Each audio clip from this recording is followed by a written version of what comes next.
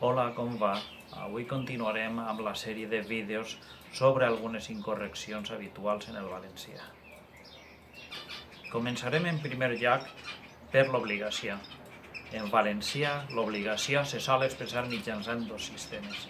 El primer és l'ús de l'imperatiu. Fes això, tanca la porta, compra el diari.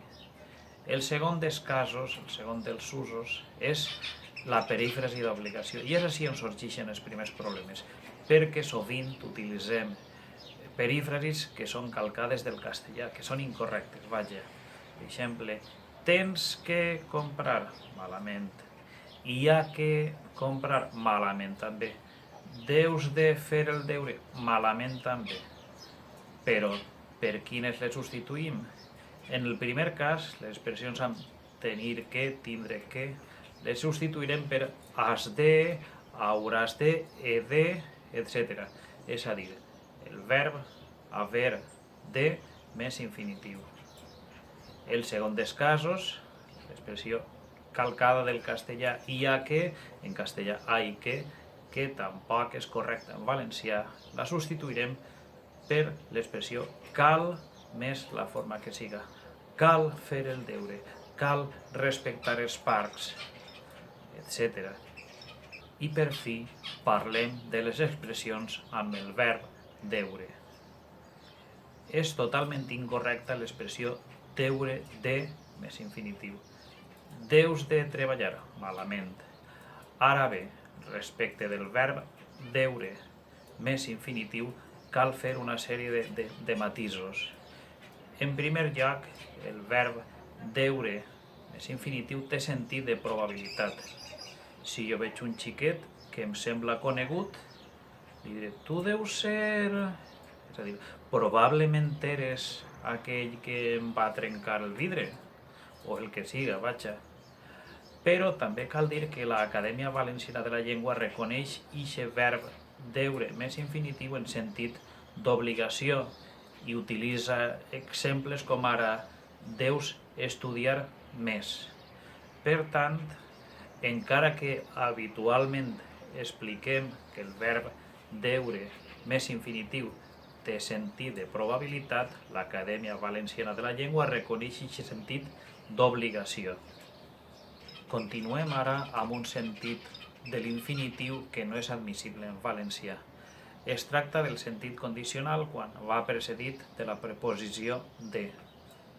D'haver sabut això, etc. De continuar la inflamació, actuarem. Aquests usos no són admissibles. La condició l'expressarem amb la partícula si. Si continua la inflamació, si haguera sabut de la teua actitud, etc. Recordem els usos restringits de l'infinitiu en valencià. Una altra de les incorreccions habituals en valencià és la construcció de gerundis acabats en gent. Corregent, diguent, són incorrectes. Les formes adequades són corrent, dient. No construïm gerundis acabats en gent perquè no són admesos.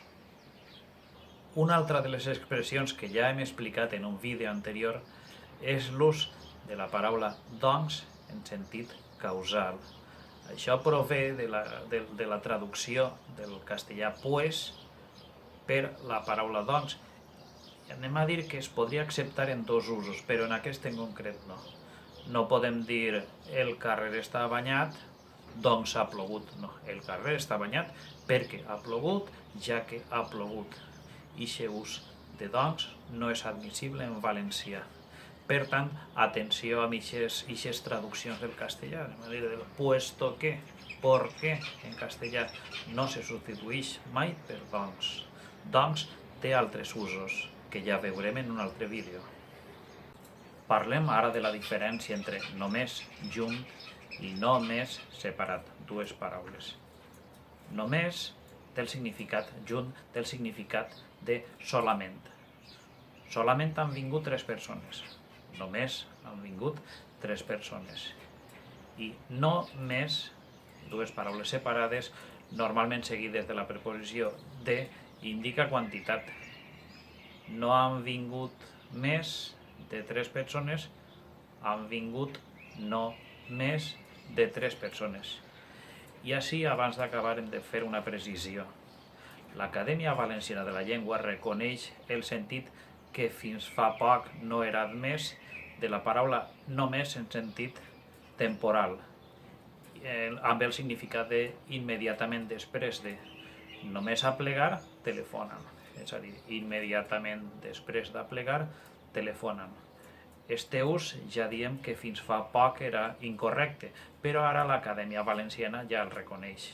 Atenció, per tant. Acabem amb una construcció que està arrelant molt en el valencià parlat, una construcció molt moderna, que sembla que té èxit, que és l'omissió de la partícula que davant d'una subordinada completiva. Estem parlant de demane, confirme l'assistència. No, no és correcte. Demane que confirme l'assistència. Espere, conteste aviat. Tampoc. Espere que conteste aviat. En valencià sempre espere que, demane que, etc. No ens mengem ixe que. És molt modern, però no és correcte. Bé, i fins ací el darrer dels nostres vídeos. Esperem que us hagi agradat. Moltes gràcies per la vostra atenció. Fins ara.